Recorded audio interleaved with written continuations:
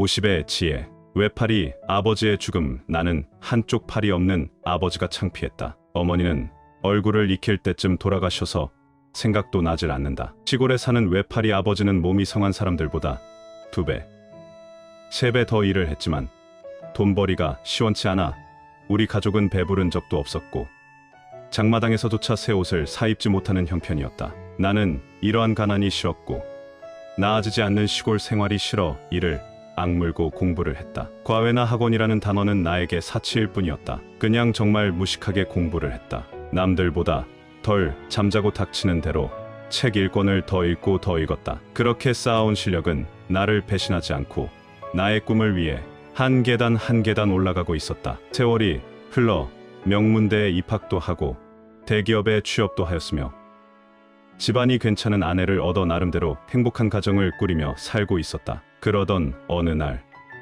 동사무소 직원이 찾아와 이분을 아느냐고 물었다. 가족들이 그 사람이 누구냐 하며 어리둥절하는 순간 나는 동사무소 직원을 밖으로 데리고 나갔다. 방문 목적을 물어보니 시골에 계신 아버지가 돌아가셨다는 소식이다. 내 가족들은 내가 고아라고 속여온 터라 부모나 가족이 없다는 것으로 알고 있었으며 생활에 여유가 생기면서 가족들 몰래 얼마간의 용돈을 아버지의 통장으로 보내는 것 외에는 일체의 소식을 단절하고 살아왔다. 아버지 사망 소식을 접하고 가족들에게는 지방 출장을 이유로 시골집을 찾았다. 시골집에는 동네 어른들이 아버지 시신을 안치하며 간단한 장례 준비를 도와주고 계셨다. 누추한 방 안에 들어서니 호라비 냄새가 코를 자극했다. 누렇게 변한 방바닥에는 한 장의 편지가 놓여 있었다. 아들아, 그동안 보내준 용돈으로 잘 지내고 있었다. 연락처도 없고 소식도 없었지만 너를 원망하지는 않았단다. 내가 외파리가 된 것은 내가 어릴 적에 뒷산에서 불발탄을 가지고 놀던 너를 발견하고 내 몸에서 불발탄을 빼앗아 던져버리는 과정에서 나의 한쪽 팔이 날아가는 사고를 당했던 것이란다. 이제 나도 나이가 들어 몸이 쇠약해져 가고 있구나. 너에게 따뜻한 밥 한 끼 배불리 먹이지도 못하고 명절 때 새 옷을 입히지도 못한 게 너무나도 한스럽구나. 미안하고 사랑한다. 아들아. 나는 아버지의 짧은 편지를 읽어내리면서 달동 같은 눈물을 하염없이 흘렸다. 외팔이 아버지를 어머니 산소 옆에 모시고 서울로 향하는 내내 가슴이 먹먹하고 한탄스럽고 죄스러움에 고개를 들지 못했다. 내 고향은 625 전쟁 당시 38선이 있던 곳으로 휴전을 앞두고 한 치의 땅이라도 차지하려고 아군과 적군이 치열한 공방전을 펼쳐진 전방 지역이라 불발탄이 많았던 지역이다. 아버지는 왜 나에게 말해주지 않으셨을까? 왜 돌아가시기 직전에서야 이토록 작은 종이 쪼가리에 당신의 아픔을 써내려 가셨던 걸까? 이것이 아버지의 사랑인 걸까? 너무 늦게서야 때다른 불효 자식은 옵니다. 아버지, 다음 생에 꼭 다시 만나요. 그땐 꼭 저의 자식으로 태어나 주세요. 아버지, 사랑합니다. 안녕하세요. 인생 철학입니다. 오늘은 조금 특별한 사연으로 시작해 보았습니다. 여러분은 자식이 두려운 적이 있으셨나요? 나이가 들면 겁이 많아진다고 합니다. 어릴 때는 무엇이든 자신감 넘치고 어떤 것도 잘해낼 수 있을 것 같았는데 무심한 세월은 흐르고 흘러 초라하게 변해버린 내 모습을 보니 한없이 자가앉습니다. 우리는 살아가면서 실체가 없는 불확실한 것들로 인해 매일 걱정하고 두려워하며 살아갑니다. 그렇다면 우리 부모들이 가장 두려워하며 걱정하는 것은 무엇일까요? 100세 시대에 지켜야 할 건강일까요? 아니면 생계를 해결해줄 직업일까요? 누구도 책임져주지 않을 노후일 수도 있을 것이고 부모도 대신 살아줄 수 없는 자녀의 미래일 수도 있을 것입니다. 하지만 그 모든 불확실한 것들에 대한 두려움의 진짜 대상은 바로 자녀일 수도 있습니다. 이번 영상에서는 자녀를 향한 부모의 5가지 두려움에 대해 이야기 나누고 싶습니다. 여러분은 자녀를 향한 5가지의 두려움 중에 어떤 두려움을 가지고 계신지 떠올려 보셔도 좋을 것 같습니다. 내용에 앞서 사연을 하나 듣겠습니다. 눈치 보는 시아버지, 위에 형님도 있으신데 왜 우리가 모셔야 하냐고. 엄마 돌아가시고 아버지 혼자 저렇게 계속 사시는데 이렇게 한 번만 부탁할게. 아주버님도 계시잖아. 아주버님은 대기업도 다니시고 우리보다 훨씬 잘 사시는데 왜 형편도 안 좋은 우리가 모셔야 하냐고. 다른 거는 뭐든 하자는 대로 다 할 테니까 제발 이번만은 부탁 좀 들어주면 안 될까?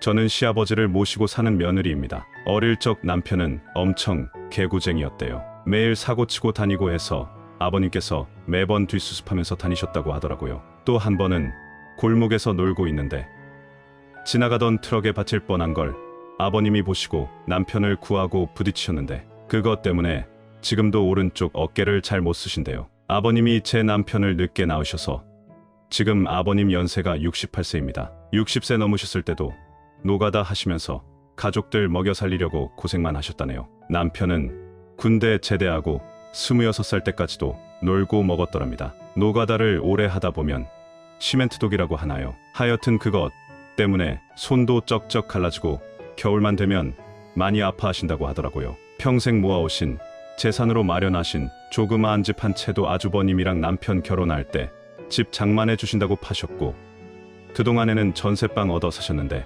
어머님까지 돌아가시고 아버님 혼자 계신 거 보니 마음이 아파서 남편이 눈물이 자주 난다고 하더라고요. 전 살림하고 남편 혼자 버는데 한 달에 150만 원 정도 벌어옵니다. 근데 아버님이 오시면 아무래도 반찬도 신경 써야 하고 여러 가지로 힘들 것 같더라고요. 그때 저도 임신해서 3개월이었는데 남편이 아버님을 자꾸 모시자고 하는 거예요. 형님, 내는 아버지 절대 자기들이 못 모신다고 엄포를 놓으시고 이제 애들 고등학교도 들어가야 하는데 말도 안 되는 소리 말라고 호통을 치시더라고요. 그러고는 저희한테 은근슬쩍 떠넘기시더군요. 형편이 마냥 좋지가 않아서 힘들 것 같다고 하니 너흰 아직 애도 없으니까 너네가 모시면 안 되겠냐고 하시더라고요. 저희가 하는 말씀을 들으셨는지 시아버지께서는 늙은이 가봐야 집만 되고 눈치 보인다며 안 가련다 하시는 걸 저희 남편이 같이 가자고 설득해서 결국 넉 달 전에 모시기로 하고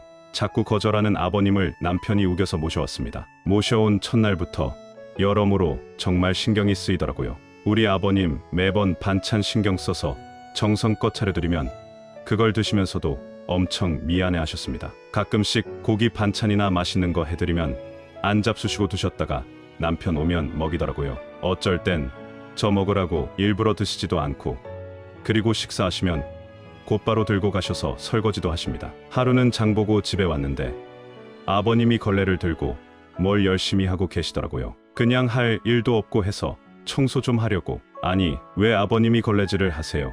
얼른 이리 주세요, 빨리. 정말 괜찮대도 내가 이게 편해서 그래. 아버님 정말 왜 그러세요? 빨리 주세요.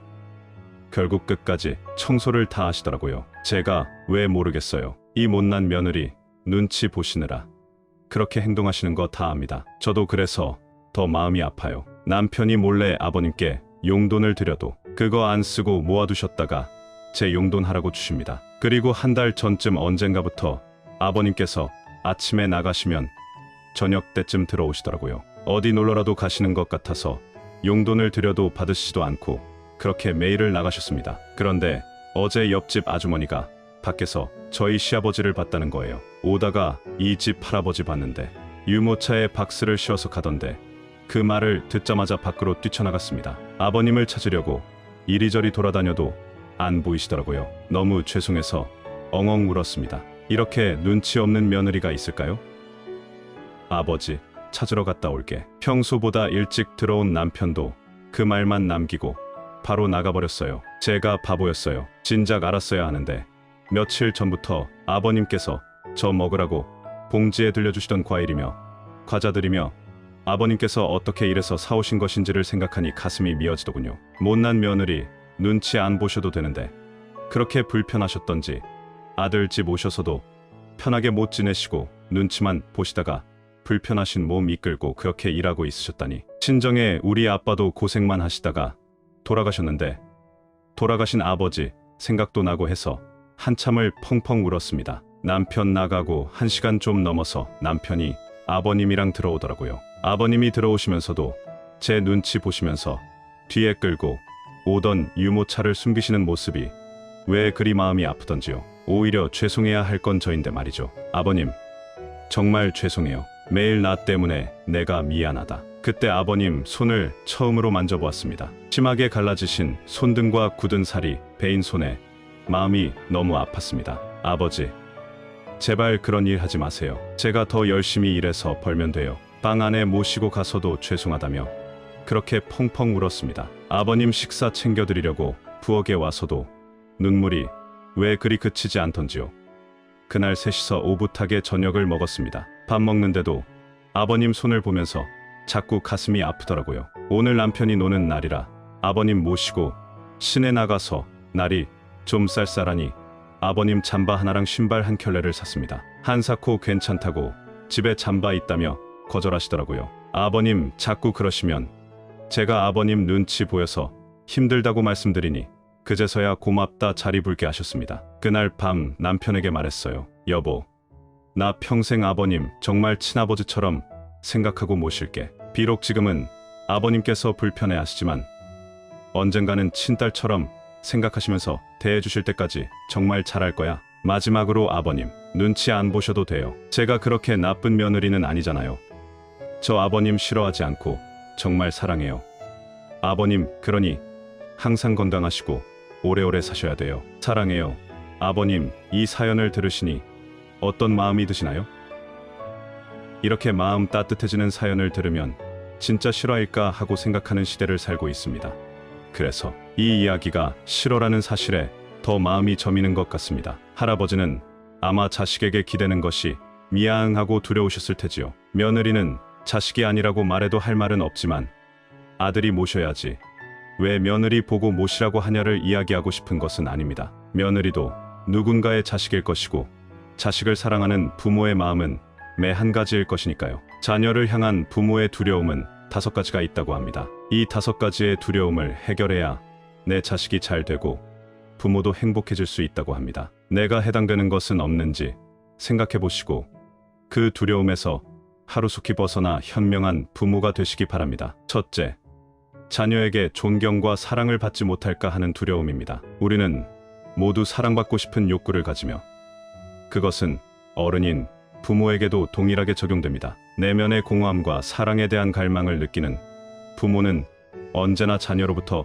사랑받지 못하는 것에 대한 두려움을 가지고 있습니다. 눈치 보는 시아버지의 사연에서 시아버지는 분명 며느리와 자식에게 미안하고 고마운 마음이 크셨을 겁니다. 하지만 한편으로는 자식에게 존경과 사랑을 받지 못할까 하는 두려움도 크셨을 거라고 생각합니다. 눈치 보지 말라고 해도 눈치를 볼 수밖에 없는 것이 부모의 마음이기도 하겠죠. 특히 가부장적인 시대를 살아오신 분들의 경우에는 부모로서의 권위를 잃은 상태에서는 자식에게 사랑과 존경을 받을 수 없을 거라고 생각하시는 분들도 많습니다. 하지만 서로를 존중하는 관계로 만드는 것은 권위도 재산도 아닙니다. 자식을 위하고 사랑하는 마음입니다. 이러한 부모에게서 자란 자식들은 사랑을 베풀 줄 아는 사람으로 자라나게 되겠지요. 그렇게 키워준 감사함으로 사랑과 존경을 받는 것입니다. 둘째, 자녀와의 갈등으로 자녀와 멀어질 것에 대한 두려움입니다. 자녀를 훈계하고 교육할 때 부모와 자녀 사이의 갈등은 당연히 있지만 자녀가 잘못했을 때 바르게 교육하지 못하고 끌려다니는 것은 자녀가 불효자로 성장하도록 부모가 완벽한 일조를 하는 것입니다. 필요 이상으로 자녀의 요구를 들어주고 버릇없게 행동하는데도 참아주는 등 갈등에 대한 두려움을 가진 부모는 자녀의 인생을 성장시키는 선택이 아닌 늘 갈등을 피하는 선택을 하게 되고 이러한 교육 방식은 자녀를 무능하고 연약하게 만듭니다. 또한 자식과 멀어지는 것이 두려워서 오냐오냐 키우게 되면 자식은 독불장군으로 자라날 수도 있습니다. 내가 하는 말이 다 맞고 내가 최고다 하는 것이지요. 특히 자녀와의 갈등이 두려워서 자녀가 바라는 만큼 뒷바라지를 하는 노인들은 비참한 노후를 맞기 쉽습니다. 내 노후 자금까지 탈탈 털어 자식에게 내어주는 것입니다. 그러고는 내가 이 정도 했으니 내 자식이 내 노후를 책임져 주겠지 하고 생각합니다. 하지만 이것은 정말 어리석은 생각입니다. 이제는 부모도 자식도 각자 도생 시대입니다. 매정하게 선을 그으라는 것이 아닙니다. 자식이 독립적으로 잘 살아가게 하려면 부모에게 의존하게 해서는 안 됩니다. 부모도 자식도 모두 정신적 독립, 육체적 독립, 경제적 독립을 이루어야 합니다. 셋째, 자녀에 대한 통제력 상실에 대한 두려움입니다. 이러한 두려움을 가진 부모는 자녀가 실수를 통해 성장할 수 있는 격려와 조언을 하기보다 자녀의 실수를 지적하고 잔소리하면서 자신의 강력한 통제력을 발휘하면 자녀가 더 성장할 것이라 착각합니다. 자녀에 대해서 자신이 가장 잘 안다고 생각하고 자녀의 결정과 활동을 통제하는 멍에를 치고 부모 자신의 삶을 지치게 만듭니다. 이런 부모의 밑에서 자란 자녀는 부모에 대한 불신을 가지게 되고 부모가 하고 있는 것에 대해 이해 없이 맹목적으로 따르다가 어느 순간에 자신이 받았던 강력한 통제력을 부모에게 그대로 쏟아냅니다. 특히나 어렸을 때 폭력적인 가정에서 자란 아이가 자라서 자신을 때렸던 부모에게 똑같이 학대를 하는 경우도 많습니다. 억눌렸던 울분과 분노가 표출되는 것입니다. 자녀를 통제 속에서 키우면 부모도 자식도 불행해집니다. 넷째, 내 자녀가 뒤처질까 하는 두려움입니다. 이런 부모는 자녀에게 공부면 공부, 운동이면 운동, 뭐든지 앞서가는 완벽주의를 추구하고 그 기준에 도달하지 못할 때 우리 애는 잘하는 게 하나도 없다라고 생각하며 두려워합니다. 그러한 두려움은 자녀에게 고스란히 전달되어 자녀의 자존감을 떨어뜨리고 자기 자신을 사랑하지 못하는 아이로 성장시킵니다. 이러한 교육 방식은 자녀에게 수치심을 주고 부모를 기쁘게 해야 사랑받을 수 있다는 강박감을 무의식 중에 갖게 하여 자존감을 완전히 잃어버린 비참한 자녀로 자라게 만듭니다. 부모는 자신의 목표와 꿈을 자식에게 투영하면 안 됩니다. 자식이 원하는 삶을 살아갈 수 있도록 하는 것이 부모의 역할이지, 내가 원하는 삶을 자식에게 강요하는 것이 부모의 역할은 아니라는 것입니다. 내 자녀가 남보다 뒤처지면 어떻습니까? 자녀가 행복하면 그것으로 될 일입니다. 내 행복이 자녀의 행복이 되는 것은 아닙니다. 다섯째, 부모의 품 안에서 자녀를 분리하지 못하는 두려움입니다. 부모는 자녀가 좌충우돌 성장하면서 자연스럽게 부모로부터 분리되는 과정이 필요한데도 자녀가 잘못될까봐, 부모에게서 멀어질까봐 자신의 삶에서 분리시키는 것을 두려워하며 오히려 그것을 사랑이라 착각합니다. 이토록 자녀가 컸는데도 탯줄을 잘라내지 못하고 과잉보호하는 부모 아래서 자란 자녀는 자주성을 발휘하는 것에 대해 창피함이나 두려움을 느껴 소심하고 수동적인 아이로 성장합니다. 그래서 자신의 목소리를 내야 할 때, 리더십을 발휘해야 할 때 오히려 좌절을 하게 됩니다. 그렇다면 부모의 이러한 두려움은 어디서부터 시작되는 것일까요?